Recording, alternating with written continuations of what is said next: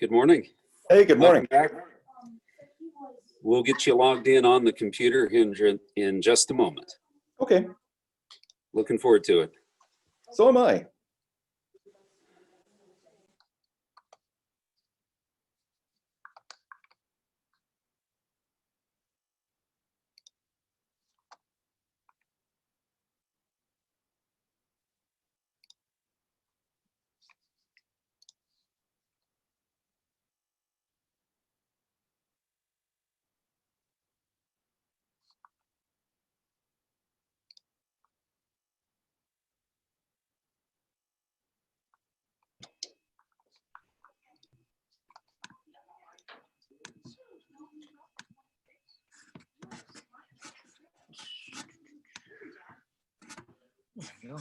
Cool. Good morning, Dr. Gibson. Hey, good morning. How are you?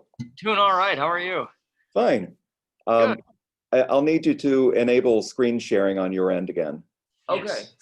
All right. Pastor Kane is on it. Okay.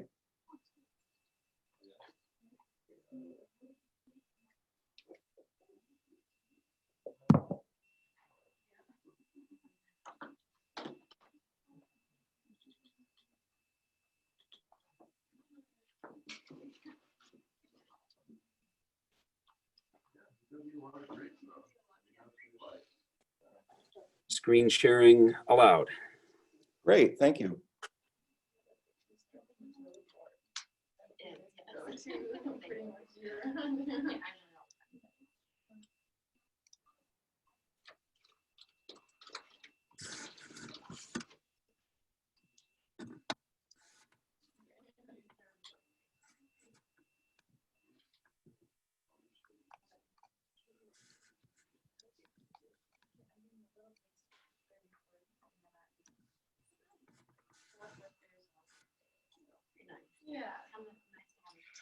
All right. We've got about 5 minutes till things get rolling here.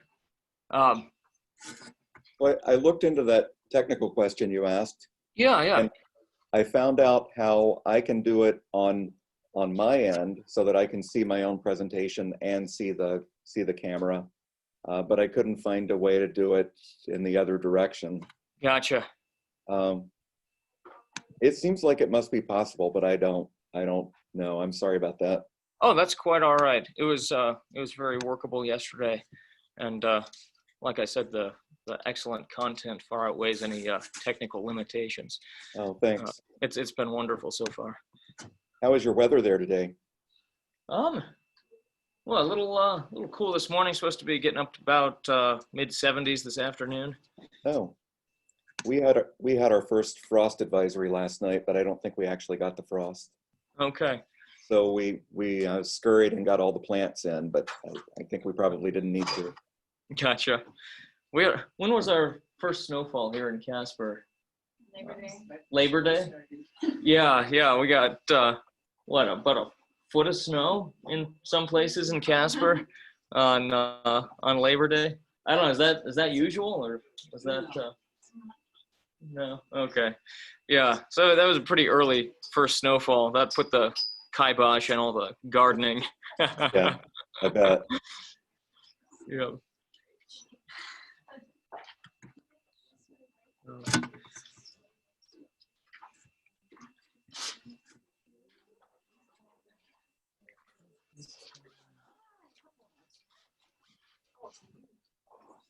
There are snacks and coffee out in the hallway. There's water, bottled water on the counter there.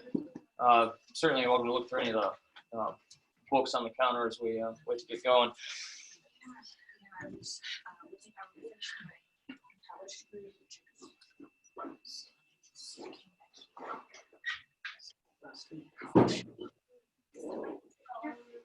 Oh. Sorry. That's okay. Sorry. Sure, I'll pull this first.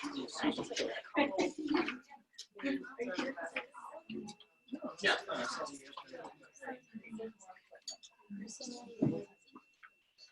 It was really interesting.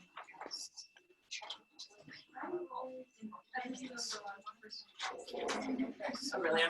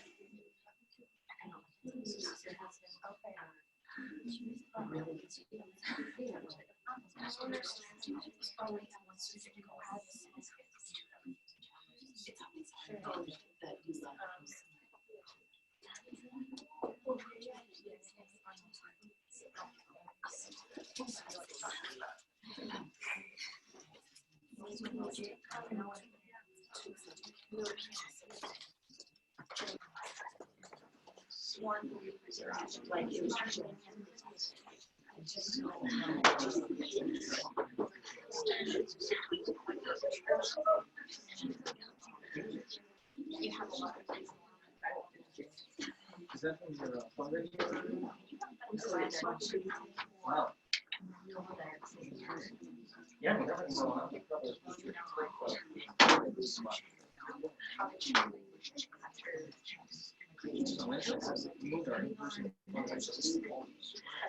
Yeah.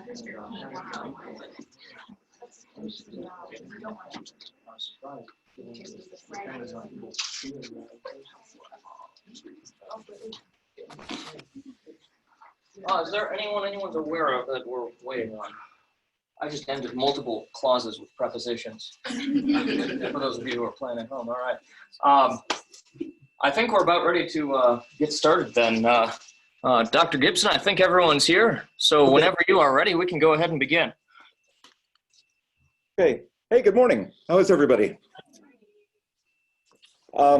So we're going to talk first today about Fable, and then a little bit about parables as well. The emphasis will be on fables primarily.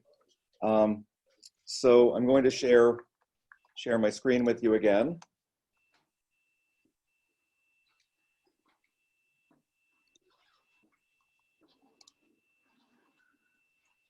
Which will remove my face and give you all the excitement of a presentation from HR about the new insurance plan. So I am very sorry.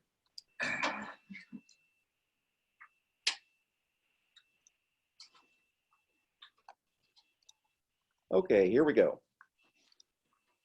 So let's talk about fables. The Greek word for fable is mythos, which looks like myth and I think is endlessly confusing. The Romans called it a fabula, from which we get our English word fable. So what is a fable? Looking at our favorite handbook, Aphthonius, he says that it is a fictive statement imaging truth. And then Theon, I think, has a definition that's a little bit clearer, a fictitious story giving an image of truth. So the fable was one of the first, was either the first or one of the first exercises to be done. Eventually, when Aphthonius's scheme of 14 exercises becomes triumphant over the others, everyone does fable first. But you'll see in the manual, the 4 manuals in Kennedy, that there was some debate about which one should be done first. If fable wasn't done first, it was at least one of the first 3. We also hear that you can put the moral first or put the moral at the end. And I think you're probably all familiar with seeing it at the end. And that of course, was the dominant way that they ended up doing it in antiquity. Some critics said that if you're going to put the moral first, why do you even need the story? So it was clear that they were looking at the moral ends of the exercise from the very beginning, not just as a compositional exercise. In theory, there are different types of fables and different classifications of fables. So you'll see in the manuals, it'll say there are Aesopic fables, fables by Aesop, and fables by these others and these other kinds. It turns out not to make any difference. All the ones that we have in the handbooks worked out and in the model exercises are Aesopic. And one of our ancient authorities tells us that the only difference in type among these different fables was the Aesopic fable says at the beginning, Aesop says. So they probably weren't really any different in content. There was also this strong ancient urge to divide things and put them into categories, and we see that a lot in instruction in all areas. So some of the authorities talk about, well, you can classify them as fables involving only humans or only animals or a combination of humans and animals. We're mostly accustomed to the animal fables, and those are the dominant ones in ancient and medieval and early modern instruction, but we do see them sometimes with humans and animals together. Much more rare is one that just has human beings in it. In theory, again, fables can be refuted or confirmed. So I mentioned that Theon was the outlier in terms of the exercises that he includes and the order that he puts them in and how he explains that they should be done. Theon doesn't have a separate exercise in refutation and confirmation, but says that those are rather skills to be applied to other exercises. So as you look through the handbooks on Fable, you'll see that several talk about how Fable could be refuted and confirmed. But there was also a kind of moral backlash to this as well. And that was, if we're going to put this exercise first, or one of the first exercises, and if we're going to say that it provides unquestioned moral values for the young, why in the world would we do a refutation exercise on it?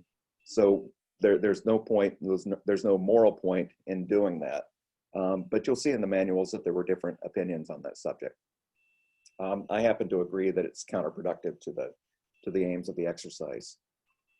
So the key takeaway for us as you read across the different explanations of Fable in the 4 handbooks is that they are not true, but they're plausible and truthful. How are they not true? Well, most of the time animals don't talk, for one thing. And more importantly, nobody claims that these stories actually happened. We say that they're truthful rather than true is because if you grant that there are semi-intelligent talking animals, then the stories generally make sense. They're also true because they have an explicit moral truth and a story that backs it up. So let's look at a couple of examples of simple fables that have the moral at the end. And I've taken all these from ancient collections. You'll sometimes find modern collections of fables that are better at telling the story, have really attractive illustrations and so on. And it's fine to use those. For the purposes of this talk today, I just wanted to show you the short ones because it's easier to see how to do the exercises with them than it is the longer ones that you find in modern versions. So this one is from an 11th century collection. And this says, 2 roosters were fighting each other. The loser hid himself away somewhere in secret, while the winner stood up high on top of a house, crowing loudly and priding himself on his victory until an eagle swooped down and snatched him up. Moral? This fable shows that one should not be arrogant and foolishly put on airs due to success and power. Another example.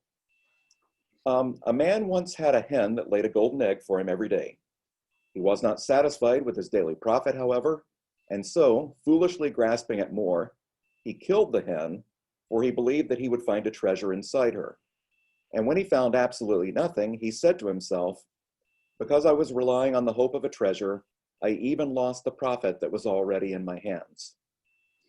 Moral: this fable shows that most people, when they grasp at more, lose even the little that they have. Now, the first few Progymnasmata could be treated very simply and could be done by younger children. You didn't have to wait until that second stage of the education with the Grammaticus, when they're like 12 to 15 years old. You could actually start with these very young. And then probably something that I forgot to say yesterday is that though we have a sequence of Progymnasmata that are in theory graded in difficulty, so Fable is the easiest and Introduction of a Law at the end is the hardest, students were expected to treat this recursively. They would come back and back and back again to those early exercises, either redoing them for practice or coming back to them and redoing them in a more complex way. And a good analogy for this, I would say, is piano lessons. You can be taking piano lessons for 7, 8, 9 more years, but there are times when you need to go back and practice scales and chords and arpeggios and really sort of basic things. And so I think orators probably went back and practiced that way as well. There's a good deal of evidence for that within the manuals that the writers will say something like, those who are treating this exercise in a more complex way can do this. Or the manual writer will say, that's enough for the easy method, we'll come back and do the harder one later. And unfortunately, sometimes they don't, or we don't have that text. So the first few could be treated simply, and then students could come back in a more complex way. So here are the things that we pick up from the ancient manuals about how to come back and look at Fable in a more complex and advanced way. One is, take a basic fable like the rooster one that we started with, and just add some speech or dialogue. If you have only one character, a typical way to put speech in is to have the character, him or herself at the end, realize the moral. So it says, oh, alas, I should have kept what I had in my hands. Instead, I lost everything. So some say add some speech. One mentions adding a description of the scene. So there's no reason why you couldn't have, for example, a fable that takes place at a river and ask the students to add a short description of the river in it. That's the actual example we have from the manuals. You could also, I really like this one, use the fable as an analog. So first you would state the fable and moral, and then say, something similar happened to George Washington, Dorothy and the Wizard of Oz, Peter Rabbit, whatever it happens to be. You can take this other character from literature or history, or even from recent news. If you're doing a unit and trying to get students involved more in following news, you could do something there as an analog. So then you tell that person's story with the moral as the focus, and at the end, return to repeat the moral. Another way to do that same exercise that we see from the manuals is do it in reverse. So start with the analog, and then tell the fable to explain it, and then return to say, yes, that is exactly what happened to Benedict Arnold. Okay, so that's another idea of something you can do. The manuals also say, if students have read a lot of fables, you can give them a moral and ask them to supply a story to illustrate it. I can't tell from the manuals whether they just mean to recall one from memory or to invent their own, but probably either one of those would have been appropriate depending on the level of the student. So just start with the moral and let them illustrate it once they've actually seen a lot of different fables.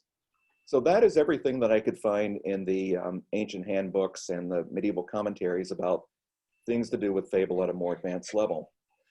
So taking those, I thought that we could work a few examples together, and I could show you the kinds of things that you might be able to do with students at different levels. Probably one of the easiest things you can do is simply, especially with the younger students, is just to read the fable with them and talk about the moral and ask them to connect the abstract moral to the literal details of what happens in the fable, just to make sure that there's good reading comprehension there and that they understand the story and understand the moral message. So after you've discussed the fable and moral to make sure that everyone understands, you could have them retell the fable, except you say you can only use barnyard animals, or you can only use animals that live in Wyoming. There are any number of variations you could do on that could tie in with the rest of the curriculum. You can only use certain animals for this and then alter the rest of the story as needed. The main guidance we get from the manuals on this is that animals need to match their stereotyped attributes. So if you need an animal that is particularly clever, use a fox for that. And I wanted to apologize, I didn't get too far in my research to find out all the attributes of jackalopes, but I'm sure you'll be able to work those in as appropriate for your fables. Here's a great thing that you can have them do too. After you've gone through the fable and made sure that everybody understands the moral, have them recast the moral in their own words. And this isn't simply a matter, paraphrase isn't simply a matter of switching out some of the words using the thesaurus, but it's actually restating the idea, the moral message in a way that makes sense to someone at their age. You can do sort of standard rhetorical things, rhetorical exercise things with this. You can say, restate the moral, but make it longer, or make it shorter, or have a contest. Who can get this moral down to the size of a bumper sticker?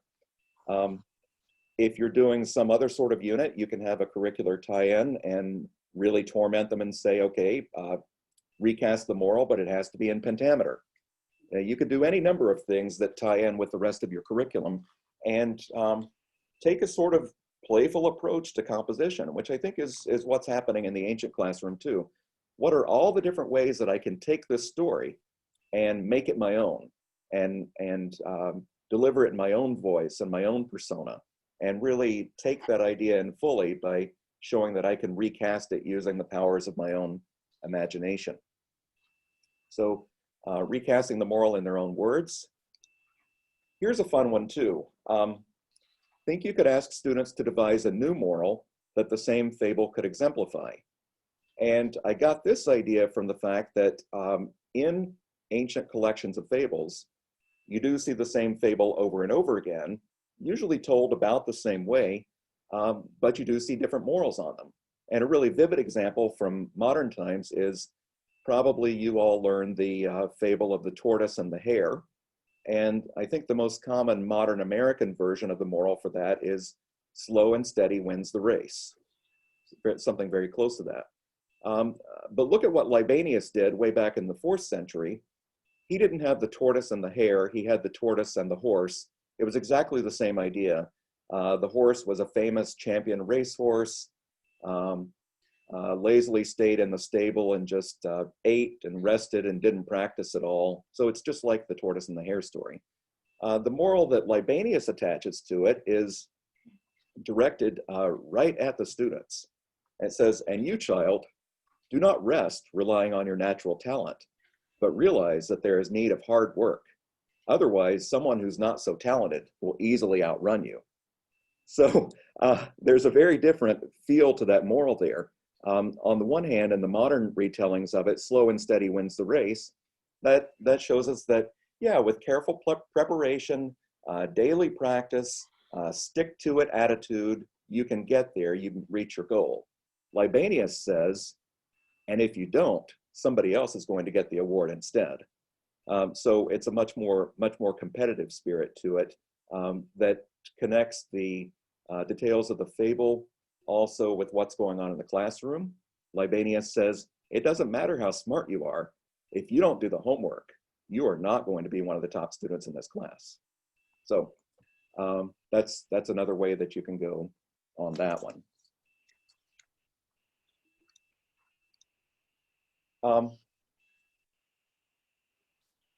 You can also find an analog from history or literature.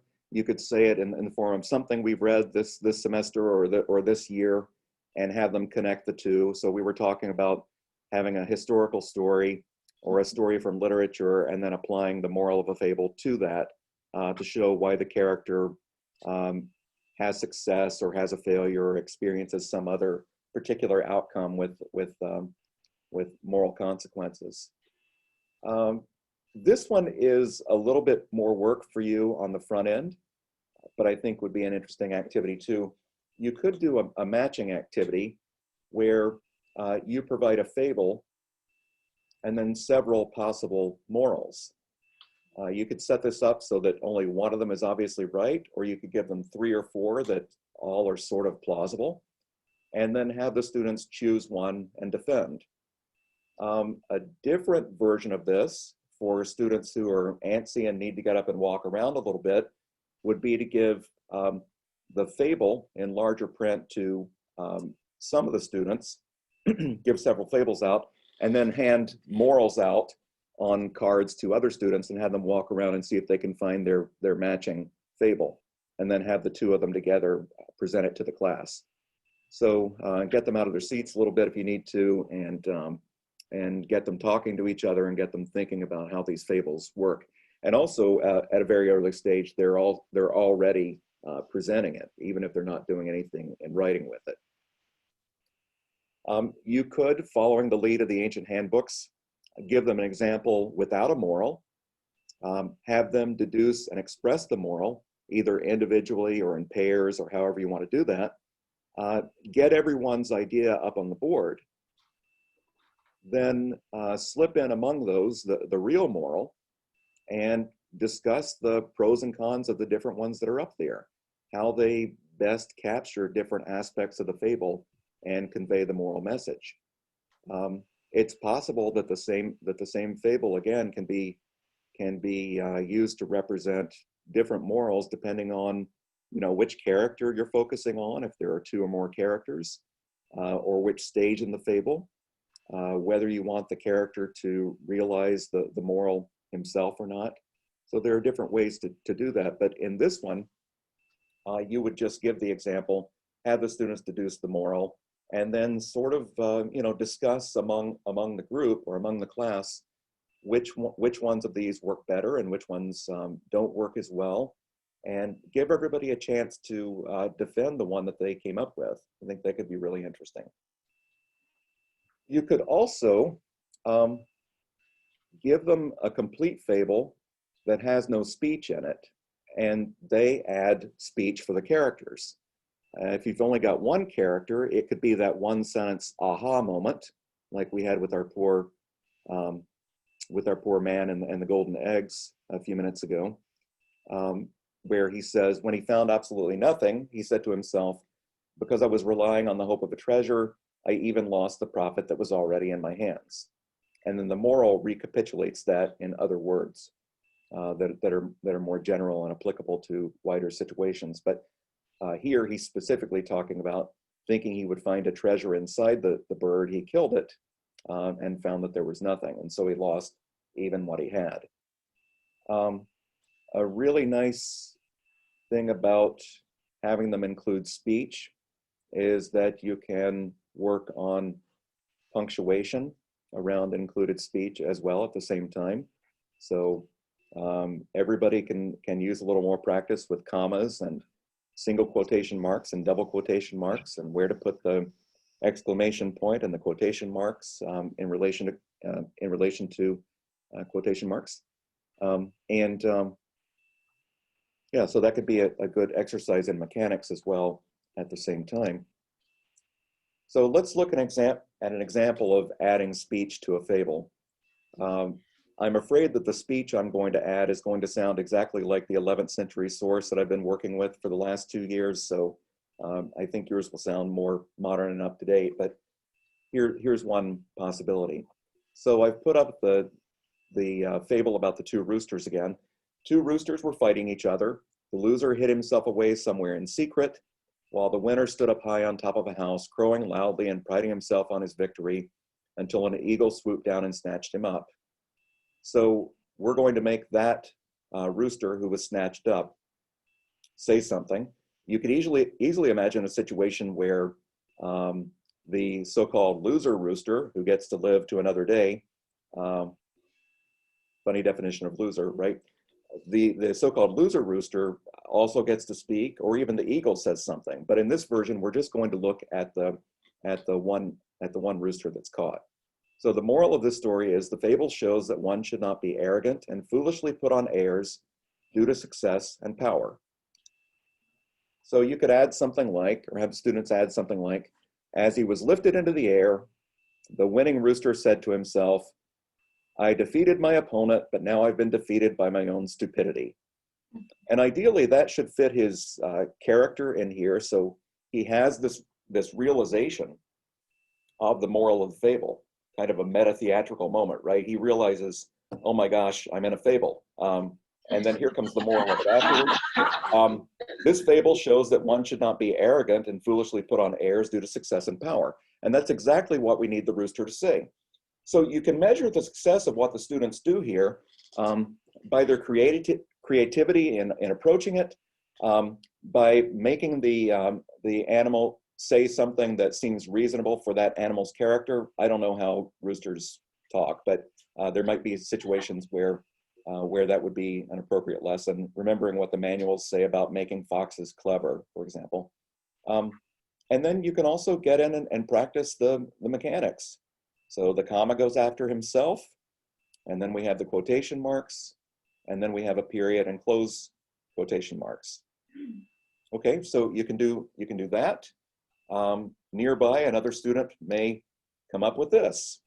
Crying aloud, the rooster exclaimed, "I thought I was the winner, but now I've lost everything." And again, that's one that fits with the situation. We need this rooster to realize that his moment of arrogance there led to his downfall. He thought he was the winner, but now the whole question of what it means to be a winner comes to the fore, and he's lost everything. So that should, again, align with the moral of it. The fable shows that one should not be arrogant and foolishly put on airs due to success and power.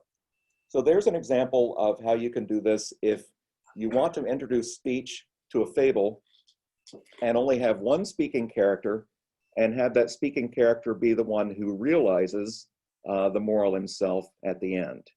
Okay, so that's probably the easiest way to introduce speech.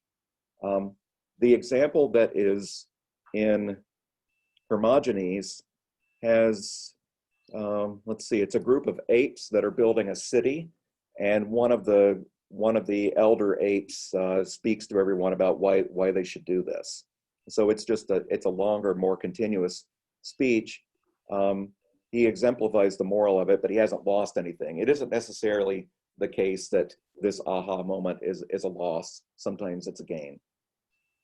Okay, so here's an example with more than one character. This is again from let's see. Yeah, this is again from my 11th century collection that I've been working with. The original says this: "War broke out between all the beasts and the birds. When the ostrich was captured, she fooled both sides by being a bird and a beast. She showed the birds her head and the beasts her feet. Moral, you cannot trust a two-faced associate." So you might need to talk with the students for a few minutes and make sure they understand how this is working. She fooled both sides. So when she went to the birds, she showed them her head and says, "Look, I've got a bird head. I'm obviously a bird." And then when she goes to the four-footed critters, she says, "Look, I have long legs and feet. I'm obviously much more like you than like a bird. I belong in your group." And so she's playing off both sides, and as a result, neither side can really trust her. So you cannot trust a two-faced associate. So let's have more than one speaker in here, and this is a little bit harder than doing the aha moment, but you still get all the wonderful mechanics practice with the quotation marks and the commas and everything. So war broke out between all the beasts and the birds. The ostrich stayed out of it and didn't join either side, but ran around looking for food and living a life of leisure. So I felt like in order to get into this story a little bit more, I need to explain how the ostrich had been behaving. So I left the first sentence of the fable as it was. Then I explained the ostrich was sort of trying to play both sides and not really participate. And then I invented two scenarios. The ostrich is captured first by the birds, and the ostrich is captured later by the beast, to go along with the details of the fable as it was given, that she fooled both sides by showing the birds her head and the beasts her feet. So when the ostrich was captured by the birds, the general of the birds says, "You are clearly our enemy, you beast." But the ostrich replied, "No, I'm one of you. Just look at my head. I have a beak, just like you. Please spare me and I will help you." The general believed her and replied, "Welcome to Bird Army. Now report for duty." I think your students will do better than this. But you see the idea. We're filling out the scenario a little bit and then adding some speech. However, when she left the general's tent, the ostrich did not report for duty and did not help the other birds, but went along her merry way. Later, when she was captured by the beasts, the general of the beasts said, "You are clearly our enemy, you bird. But the ostrich replied, "No, I'm one of you. Just look at my feet. I have long legs and feet just like you, and I don't fly in the air but run along the ground." And so the general of the beasts likewise believed her and welcomed her to his army. But once again, the ostrich ran away. Now, honestly, in an ancient fable, the ostrich probably ends up dead, but I didn't think we should traumatize anybody. So we've just got a living ostrich here that is trying to play off both sides, and that gets us to the moral just as well, that you can't trust a two-faced associate. So this gives them an opportunity to write dialogue and insert it.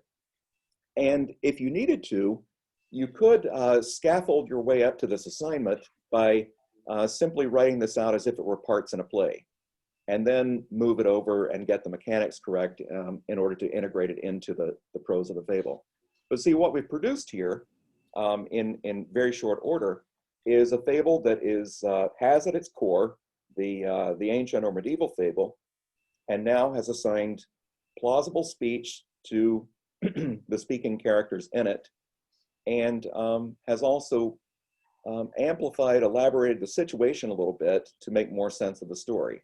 So again, plausibility and truthfulness in the sense of truth telling is the ultimate goal of Fable, and your students will have been consistent with those goals in producing this new version. It has characters doing plausible things in plausible situations as suggested by the sort of basic scenario. This is the reason I mentioned earlier that if you take ancient examples of Fable, which are generally shorter, that's going to encourage the students to do more with it than if you show them, say, a modern version of The Tortoise and the Hare in a storybook that's already much more elaborated. This gives them more room to be creative. A little bit of advice about fables. Choose them yourself. If you let students loose among the ancient fables, you'll probably wish you hadn't. You're going to want to curate them for yourself and for your students. There are some that are odd or even vulgar, or most commonly the problem is that you'll find that you don't share the morals. So it was very common in ancient Greece to say, help your friends and hurt your enemies. And there are a number of fables that are oriented around that kind of advice. There are also fables that really celebrate revenge, and you'll probably want to work around those as well. But it's very easy to do that. It's very easy to go through and find these for yourself. There's a print edition from the last 10 years or so by Laura Gibbs from Oxford that has really nice introduction and notes and has every fable we know of from Greece and Rome, ancient and medieval, translated into it. It doesn't include fables from other languages. There are other ancient and medieval languages and literatures that have fable collections. She just took the Greek and Roman ones in all their variety. But she's put together a really nice print translation of all of them. And then, for some reason, she also released them for free at the link that you see here on the slide. So you can look down and click through the fables one at a time and read through them. The individual links just have the titles of them, but the footnotes and everything that are in the print volume are also there on this web page. So do what you will. It wasn't pirated. She created this herself. Okay, but you'll want to go through and pick out some really nice ones. And again, I kind of think that the shorter, the better, because it gives your students more room to do something creative with it. Also, if the fable is a little bit shorter, I think that lends itself better to creating different competing morals that go with the story. The more details that initial story has, the more you're sort of going to be tied down, I think, in the end by what moral applies to it. So yeah, so choose those yourselves, and I would go for the shorter ones rather than the longer ones that you find written out in much more attractive modern storybooks. If you're working with younger children, though, you can look at the shorter ones, and you can read. There are collections called Aesop's Fables that are fairly large print, have lovely illustrations in them. My kids really enjoyed them when they were little. And just to get them familiar with the idea of fables, if they're at a stage where you don't want to have them doing any writing or composition or manipulating of them, but just reading the stories, explaining how they make sense, and having further discussion about the morals is a great way to get into these at the early stages. So I think I'll stop there for a second and see if we have any questions before I go on to talk about parables.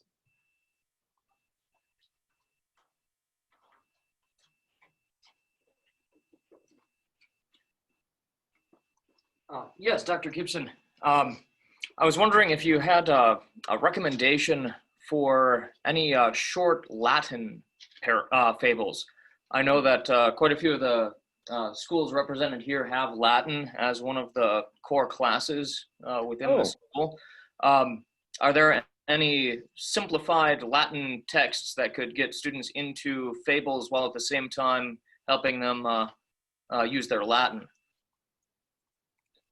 So I'm putting this into the chat. Okay. There is a Loeb volume that has Babrius and Phaedrus. And then also very simple Latin fables by Hyginus. I'll have to look around and see where there's a translation for them. I feel like I've seen them free online. But all of those are fables in Latin that you could work with the students. Okay, fantastic. Yeah. Another question, are there other fabulists? There's Aesop. I've heard of Odo of Keratin, is it? Oh, yeah, yeah. Are there others that you know of or can recommend? I know the ancient Greek and Roman collections a lot better. So if you have that Fables collection by Laura Gibbs, you have just about everything from antiquity, and then also some that were retold in the Middle Ages. I guess these would be the main ones. Okay. All right. Yeah. Fantastic. I will go ahead and put that Laura Gibbs link up on the screen after Dr. Gibson's presentation, so you can see what it looks like and get the link down. All right, thank you. Other questions? I do have some Latin fables in Latin. I don't remember what company they're from, because we put on plays every once in a while with puppets with them. Oh. And they have it in English, they have the fable in Latin, and then they have it in prose. Oh, neat. Oh, terrific. And some different things. I just don't remember where it came from. I can Okay. get that to you. Oh, that'd be fantastic. Thank you. Any other questions? All right. Okay. Yeah, I'll let you know if I think of any others. I don't think the Hyginus is in a Loeb translation. The Loeb translations, if you're familiar with them, have the Greek or Latin on the left, and then an English translation, usually fairly literal, on the right. So they're a good crib in that way. Yeah, I'll give that some thought and see if I can think of any others.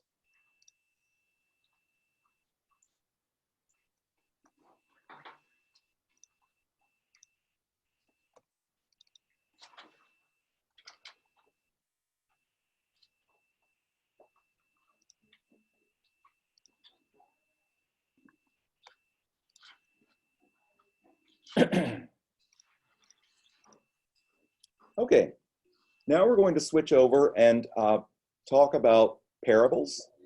And again, there are no Progymnasmata police, and you can do this or not do this. There is plenty to do in the world of fable if you don't like these ideas. But it occurred to me that we might be able to use parables from the New Testament in some of the same creative ways with students. So what is a parable? A parable, of course, is a simple story that Jesus tells in the Gospels to his audience. His audience consists of folks in the countryside or small town audience, and to his disciples. Parables have a similar logic to fables. They are truthful, but not literally true. Jesus never begins a fable by saying, let me tell you about something that happened last Tuesday. These are always stories that are clearly sort of announced as things that are plausible but didn't actually happen. And the Greek word parabole, from which we get parable, means comparison. So they're supposed to present some kind of analogy. So some of them end up looking like the structure of fables, but some of them are much simpler comparisons that have to be unpacked and explained, like the kingdom of God is like a mustard seed. So there's not a story there really, but something that needs an idea, an image that needs to be expanded upon. So Jesus makes clear that he's telling a story or drawing an analogy, and the Bible calls these calls the parabole, comparison, kind of analogy. These parables often contain a stated moral, and I read through many or most. I don't think I got them all when I was looking through this to make a general statement, but that stated moral might be before the story, it might be during the story, after it, or some combination of those. Or sometimes Jesus sort of hints at the meaning and asks listeners to work it out for themselves, which is also a terrific teaching method for trying to turn the abstract into the literal and the literal into the abstract. Parables were, they vary in length, some very short ones, some much longer ones, but the intent is that they are supposed to be easy to follow. That doesn't mean they're easy in terms of their ideas, but the basic story is easy to follow. They are told in an entertaining way, in many cases, and above all, they're supposed to be accessible to that particular audience. The characters are entirely human characters. There's nothing else that can speak other than a human being. And I just wanted to remind you that it is possible to have ancient fables, and you'll find some in the Laura Gibbs book that are entirely involving human beings. Those just weren't as popular. So what are some things that you might do with parable coming off of these lessons in fable? Well, just as you did with fable, you can simply read the parables with the students and ask them to identify a moral, a message, a main point to it, and look at where it's stated. Does it come before it? Does it come after it?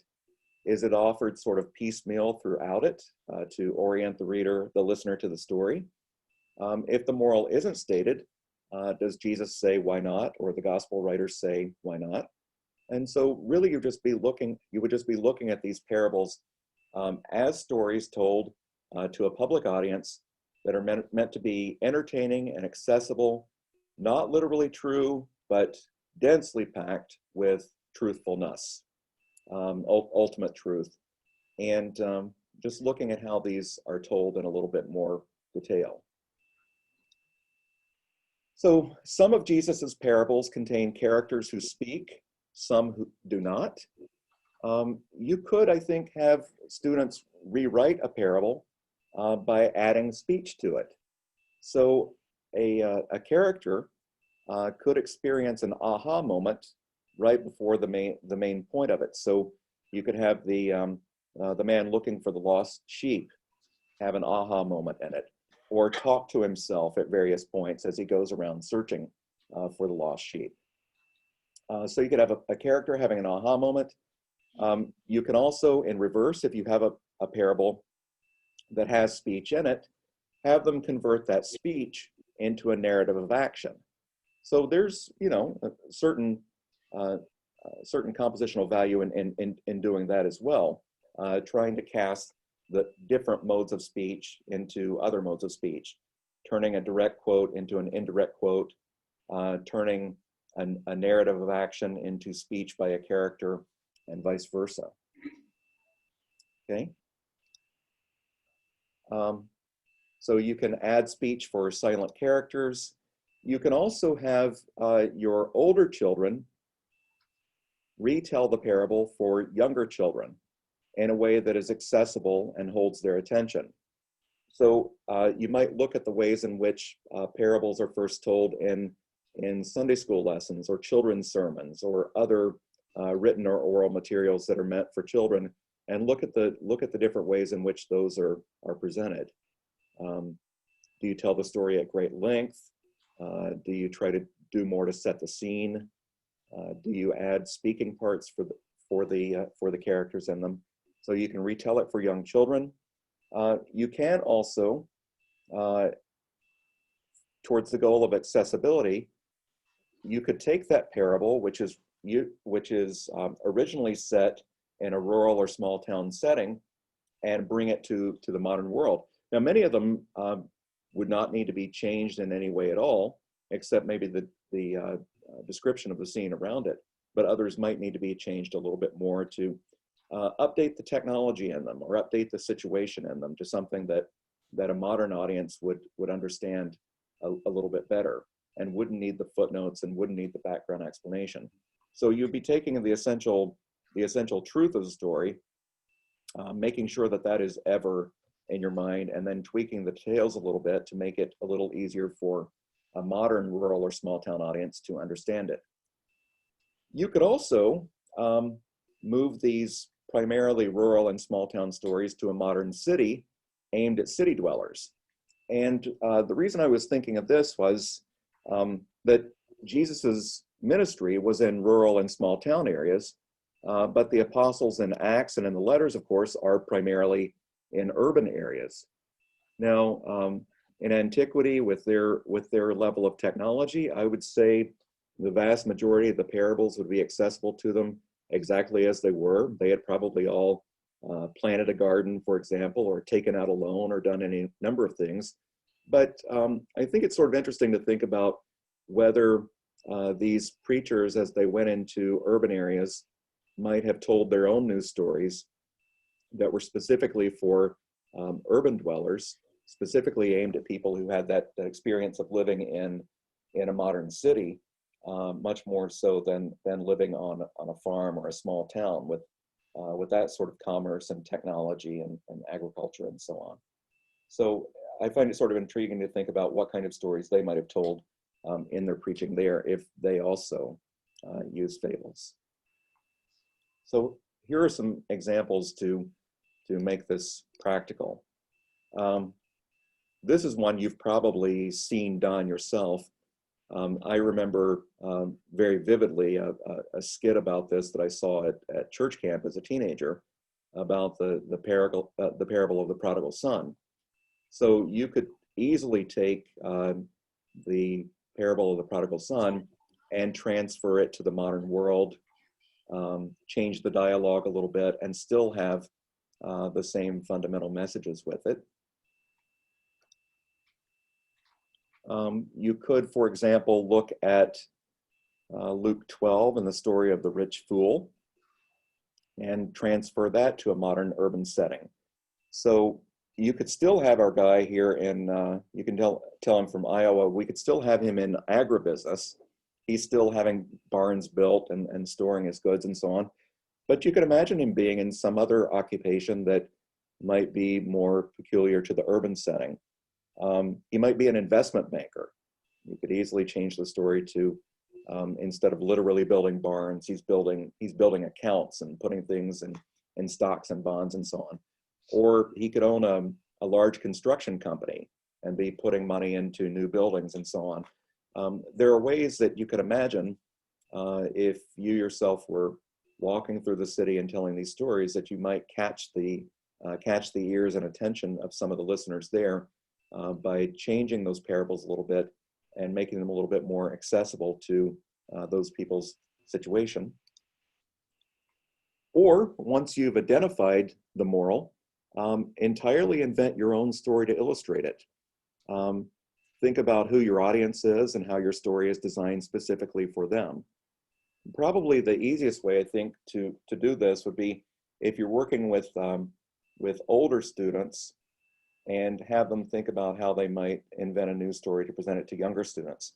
So one activity I suggested was having them retell the parable in a way that would captivate them and hold their attention. But you might just as easily have them invent a news story that expresses the same truth, and have them make that specifically for a particular audience. And I guess I just want to say before I go on any further that if you find that treatment of parables troubling in any way, that's totally fine. Please don't do it. You have a ton of fables to work with. I was just looking for a way if you wanted to somehow tie that instruction into something you might be doing in readings with them from the Bible. And I think parables are the natural place to go with that.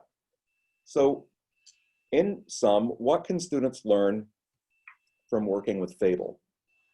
Quite a lot, actually. First of all, they can join centuries of their ancient counterparts, students and teachers and readers of all stripes, and they can learn to read for moral improvement. We read things because most leaders throughout history would say we want to be better people. Now, sometimes we read because we want to understand how the new Blu-ray DVD player works, or we want to understand how to do our taxes or something like that. But when we're reading for leisure or reading seriously, I think many of us still are looking for ways in which this can make me a better person in some way. So fables really emphasize the idea of reading for moral improvement, because you don't go very long in any story before you're suddenly given a very explicit moral message that you're told you should derive from that story. So when we read for moral improvement, what are we looking for? Well, Fable gives us specific moral messages, but it also gives us stories. It gives us examples to imitate or avoid. So today we've learned, for example, don't brag about your victories too much. You could meet a downfall because of that. We've learned don't be two-faced. No one will want to associate with you or work with you or trust you. So you've got the stories that go with that, and you've got the messages that go with the stories. And through this process, you're reading for moral improvement, discovering examples to imitate or avoid. I think this is really important. Students are learning how to distill abstract lessons from concrete examples. This is especially relevant to the sample exercises we were talking about, where you might give them a fable and ask them to come up with various morals that might fit that fable. And then through a process of discussion publicly among other members of the class, you've got the different morals up on the board. You could discuss how these can each be connected to the story and how we can draw abstracts from literals, from concretes. And then finally, I've sort of put a lot of these different ideas together that we've talked about in the last hour. What you're doing is teaching students to express important principles in clear, succinct, audience appropriate, and grammatically and mechanically correct prose style with strong supporting examples. Now, of course, we don't walk in and tell anybody that's what we're doing today with this exercise. We say we're working with fables. But this is a place you can get to. Not at every level of student. We've talked about things that you could do with younger students versus older students. But a goal in working with Fable eventually, maybe not with students as they do it the first time, but maybe as they return to it, because remember the exercises are meant to be recursive. You always got to go back and practice your scales and arpeggios. As you return to them and make them more complex, you get practice in grammar and mechanics. Older students can be continually reminded everything that you write and say needs to be appropriate for your audience, for their level. So that's where you've got the older students redesigning fables or parables for younger students. And then clear and succinct are sort of timeless values in oral and written presentation that we can get from Fable, and is certainly worth practicing on with the students.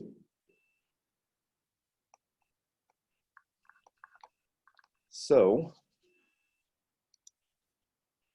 we have a few minutes, and I'd love to hear your reactions or questions. Or I got really lucky with Fable because the manuals actually did give us exercises that we could do with it, and then I varied some of them a little bit. There's obviously some scaffolding that you can do here to work students up to different levels with it, but Fable makes sense as one of the most elementary exercises because it should be accessible in some way to students at any age. Whether you're simply going over the story and going over the moral, all the way to the other end where you're retelling the story for different audiences, adding speech and dialogue, and having them think about it on a deeper level. What kinds of abstract morals can be extracted from this same situation?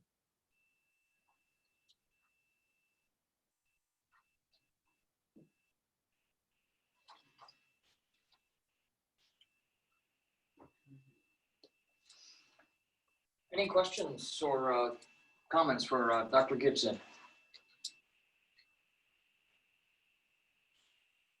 I think you gave a lot of helpful, useful ideas that we can try to apply in our classroom, so thank you. Yeah, Oh, you're welcome. I especially like your comment of working more with the morals in the story. I've been doing that. We're all in our school. We're doing the fables in our classrooms, and I've been having them work quite heavily with adding details to the story itself. But it hadn't occurred to me we could restate the moral in various ways. So that's quite a helpful idea. Yeah, thanks. I think that's really a good way to make sure that they truly understand the message of it, is if they can express it in their own words. And maybe it won't be as lovely and compact as it would be in the original, but then it would be theirs, right?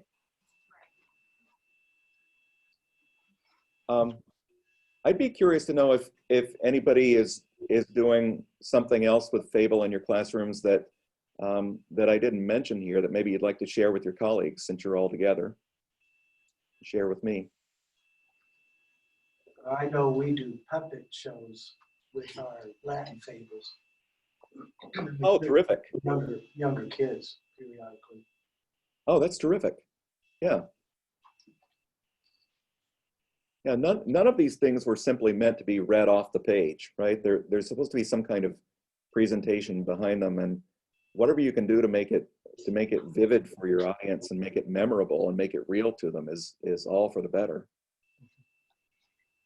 You had mentioned condensing or expanding the moral of a story. One of the things that I do in English class is we'll take a sentence and then diagram it, and then have them condense it, have them expand it, re-diagram it. That would be an easy exercise to do with the moral of a fable and get practice with that at the same time.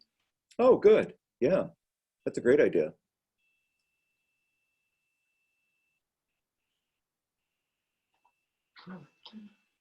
And I was only halfway joking when I said put it in pentameter. It depends on how mean you're feeling that day, I guess.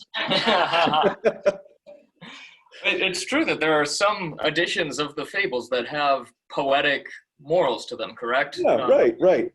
But rhyming couplets or whatnot. But thinking about this in terms of curricular tie-in, just anything else that you happen to be doing around that time, you might be able to find some way to tie that in. Have them read 20 fables with the morals and say which of these best applies to such and such that we've just read in class, and have them write a short composition about that. The more these things can be interleaved with other activities and made real in that way, I think they can be memorable. Does anybody have any idea about more scaffolding or pre-writing exercises that could be done to ramp them up to some of the things I was suggesting? Because again, I don't have that experience that y'all have. I had an idea for preschool. The students could do the voices for the different animals in the fable, and the teacher could say, "What did the bird say?" And then the student could just repeat the quotation. Oh yeah.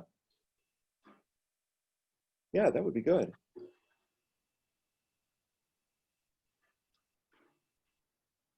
probably tie in art with it if you folded a paper in 6 sections and they tell the story with subtitles all the way through and moral at the end or the beginning. Oh, interesting. Yeah. I've had them contrast 2 fables before. So 2 fables that have the same moral, or what sort of thing? 2 morals, 2 fables that have sort of similar morals, but not quite the same, and then try to get them to discuss the nuances between the 2 stories. You know, different things about greed, for example, different manifestations of greed, that sort of thing. That sounds good. Now, one of the takeaways here, I really hope you see that Fable is accessible at all kinds of different levels, and there are different things we can do with it. And I think I just interrupted somebody. I'm very sorry. Oh, it's okay. I'm kind of hidden back here Okay. too. Well, I was just saying the older kids could do a set, like a for art they could do a set. I'm Like a diorama. I'm blanking on the word. Begins with an M. A mural? Not a mural. Mosaic. Mosaic. Well, anyway, and the boys could do the part for the girls, like if you're talking about Shakespeare or something like that. And it can be kind of silly, but you can talk to the kids about, well, in Shakespeare's day, you know, only men were. And so you're kind of like relating it then to the younger kids too, and the older kids can put that show on for the younger kids too. Right. And there could be question and answer portions. Right. What did you think about the idea of finding analogs in literature or history to the fables and having students write about that? That was something that comes right out of the handbooks, and I was just wondering what that might look like, or what age level that might be appropriate for it. That's something that somebody might be inclined to try. I would be willing to, because we're doing Shakespeare right now, and I can see, like with his tragedies, you know, every character has a flaw that brings them down, where you could tie that into a fable. I think for younger kids literature too, like a lot of the books do have some kind of lesson, whether it's more explicit like the Beatrix Potter things, or even just the quality picture books usually have some kind of moral there that you could tie a fable to. Yeah. I think it might be quite interesting to have them choose an example from their own life that the fable might apply to. I've been discussing that with my girls quite a lot. Oh. Imagining some sort of scenario that might happen at school, that, you know, talking badly about other students, for example, or whatever, and having them actually write that into a composition might be a phenomenal exercise for them. Yeah. For my junior high and high school students, when we do the Progymnasmata exercises for our fodder, we draw entirely from what we're reading in the Bible and religion, or what we're studying in history, or what we're reading in literature. And so those subjects all then filter into English as we go through various exercises. There's a lot of opportunity for overlap with so many subjects and bringing them into the Progymnasmata. Well, I don't want to cheat you out of your break. I see that we're at 11:46, but thank you. This is really interesting. I will incorporate some of those ideas that you all mentioned in future versions of this presentation. I'm really happy to have those practical examples from people who've actually done it. So thanks, and I'll see you again in a bit. All right, thank you. Thank you.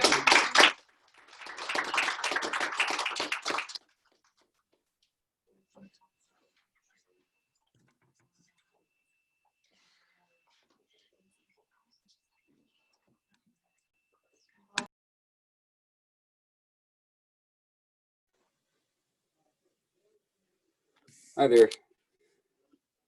I'll end each session's recording and then start about 5 minutes before. Okay.